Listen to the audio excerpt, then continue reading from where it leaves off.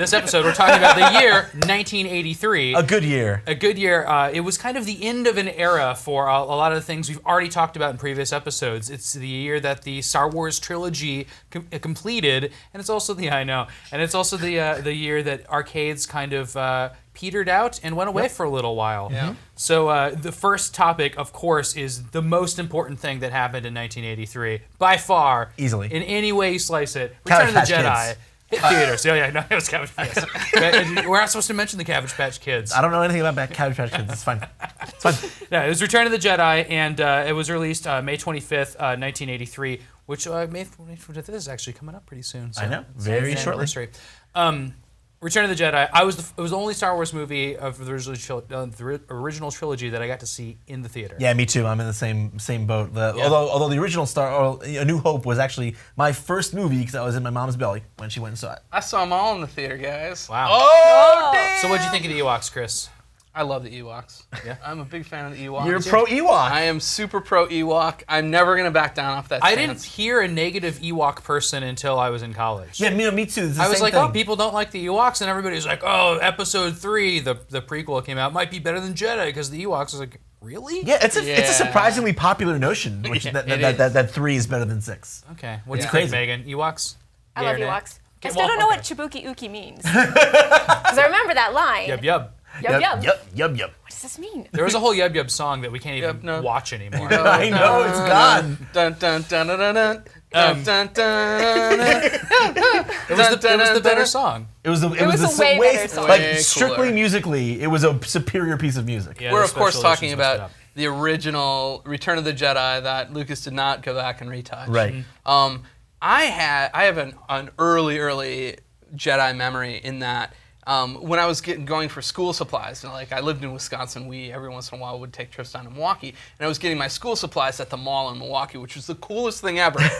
And at the mall, they were selling Revenge of the Jedi folders, that's so cool. notebooks, That is so all this cool. stuff, Revenge of the Jedi. And I bought it, and then of course just used it like I would use a normal notebook. And then they renamed everything, and I was like, no, now, but like. Yeah, they sold those So posters cool. that they originally made, the original runs of stuff, to fans at the time. They were actually available. But I had always heard there was merchandise, but I'd never seen any of it. I went to this. One of my early memories is I'd go to this theater in the summer in Michigan because I went to Michigan in the summers, and there was this giant Revenge of the Jedi poster that they had framed in the lobbies, and it was always really exciting to see that. My parents would always tell the story to whoever we were with. It's like, that's what it was called before. It was Return of the Jedi. I thought that was a really neat fact when I was a kid. Now everybody knows that, it seems. Yeah, it was one of those things like It was too Star Wars too mean, right? The right. title? Star Wars did this awesome thing where they would release their merchandise early.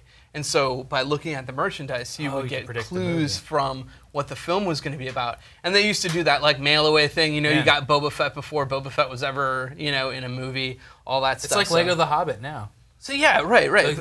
They had those Lego sets, and we were like, oh, so they're going to have this set and this set. Now you see but it was like big stuff like, who's Jabba the Hutt and Really? All that stuff. They had them like right on the folder. They had biker scouts. We knew that there were going to be these cool.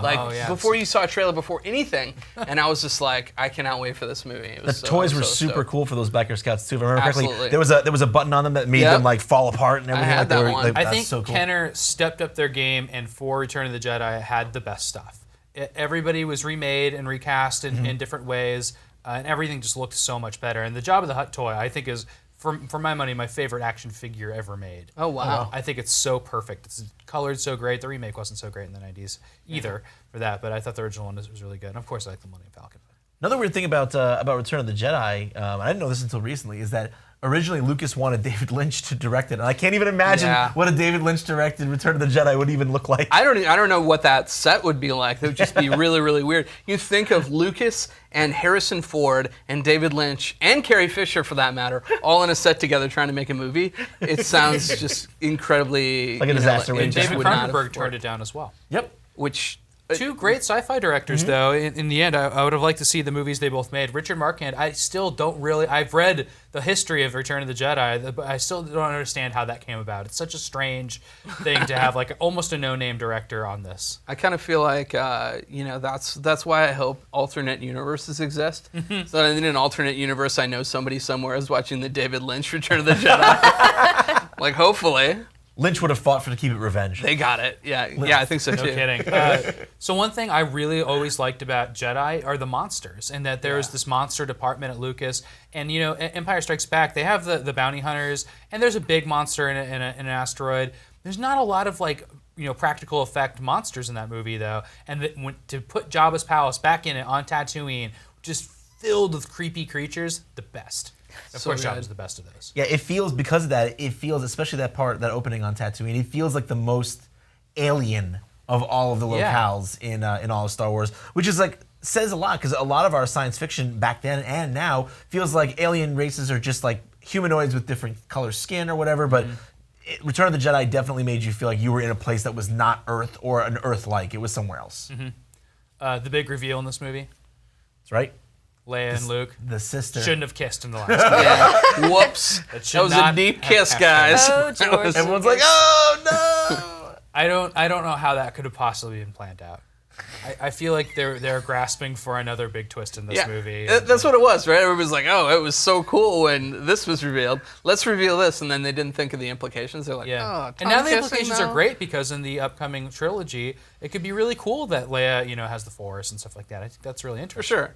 But at the time, I got that spoiled for me. One of my sister's friends actually spoiled it for me. Do you remember being disappointed or excited? Because I remember being excited about spoilers when I was a kid. I was not excited. I was like, really? And also my parents, upon reflection, are like not spoiler people, because they were super upset with it. They were like, "You're not playing with that girl anymore." Really?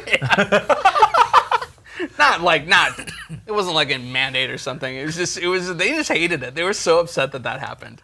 One thing that's always exciting for me about Return of the Jedi is that we live in the Bay Area and we can go to Endor. Yeah, You can go up to the Redwoods and see them. Yep. Even Muir Woods nearby looks like Endor. That's not where it was actually shot. But here's what's really sad. Endor itself, where it was filmed, they knocked down trees there because it was a logging area.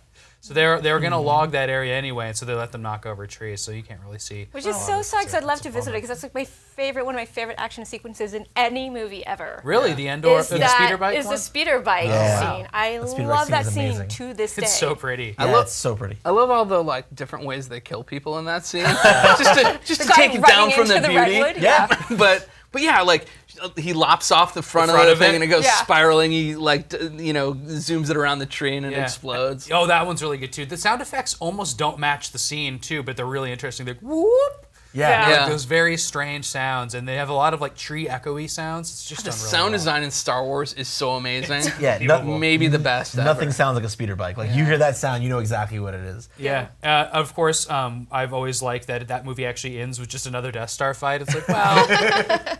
Well, let's just do a Death Star That's again. how it had to go, though. Yeah. It had to. And even as a child, I was like, wait, they're rebuilding the Death Star? And then that half-built Death Star was really creepy and ominous to me.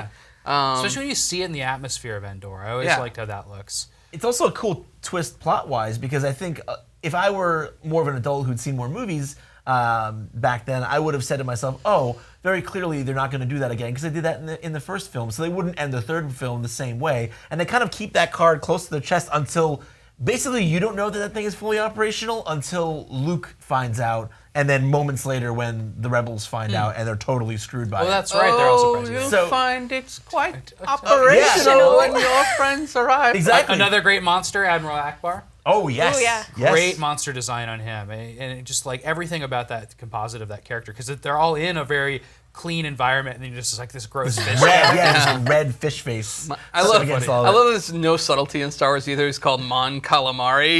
He's a squid. It's fleet. Awesome. And then also my favorite ship, besides the Millennium Falcon, is in the Y-wing? The shuttle. Oh, the shuttle, right? Shuttle. The Tidarium shuttle. Yep. Yeah. Oh, they're bringing out new Legos of the shuttle Tidarium. Yep. The one that already exists is huge. Yeah, they're bringing out new ones in June. Oh wow. We have one of those here. It's really neat. I used to actually just watch the trilogy over again, only to get the emotional payoff of Luke coming out from under the stairs and realizing that he has to fight Vader. This is the moment where he becomes where he fully becomes he realizes himself, he overcomes his father, he becomes his father. And seeing Vader under the helmet is also really, really cool. Yeah, that creeped me out as a kid. The whole thing where it is creepy. that He's a big baby. ultimate family dynamic of he basically kills his master / boss for his kid, and then they share a tender moment. And, then And there's Luke a really, burns him up. it's a tense scene, and it's really great with Darth Vader still has his helmet on, and he throws the Emperor into the pit, and there's so much emotion in that. Yeah. But when you shout "No!" Oh God, don't even talk about it. and put it over it like It's the so other recent sad. special editions, it kind of ruins it. Yeah, no, it did ruin that moment for me, which kills me because, like you said, there's that concept, right? That like you don't fully become like a man doesn't fully become really a man until his father is gone, and like this is that moment for Luke, and he's the reason his father goes, and that's so powerful. Yeah, absolutely. I love it. It's all the actually because of the family dynamic, because they brought Leia into the mix, it actually made it a little bit more like, even if it seemed tacked on, it made it feel like it should have existed like that, because it's like, oh, okay, they're setting up this whole family, and it's the Skywalker saga really, and then it's kind of over.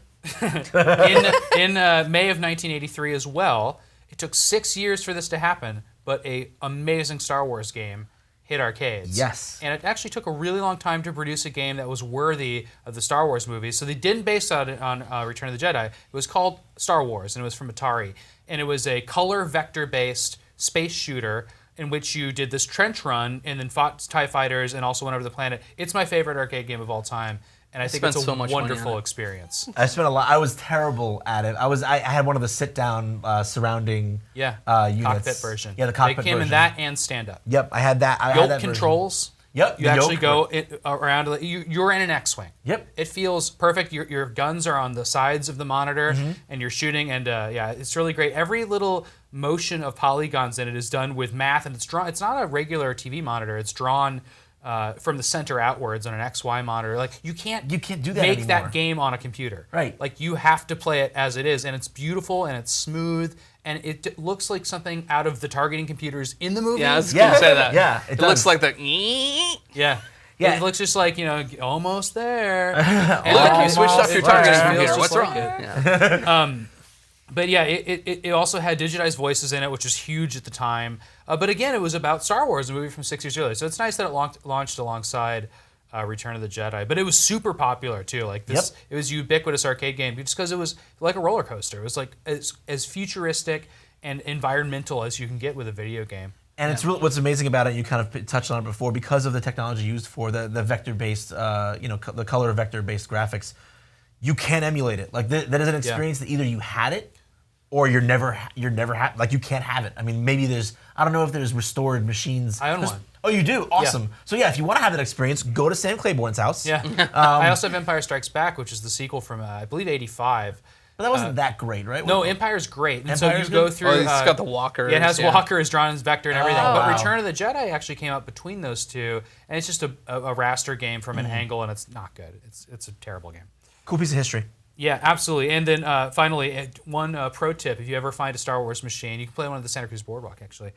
If you don't fire at all in the third sequence when you're going through the trench run, you get a bonus for using the Force. Oh, that's awesome. So you just dodge, and it's really cleverly made so you can do that. You have to lead the bullets basically aside from side to side. Have you done it? Oh yeah, I do it every time you play because that's the only way to do it. Right. So really, the way you score in that game is by you just go through the levels and blow up the Death Star over and over again. Great sequence. It But feels you so use the cathartic Force. when it feels like it looks It's and seems in the movie. unbelievable. For 1983 too. Yeah.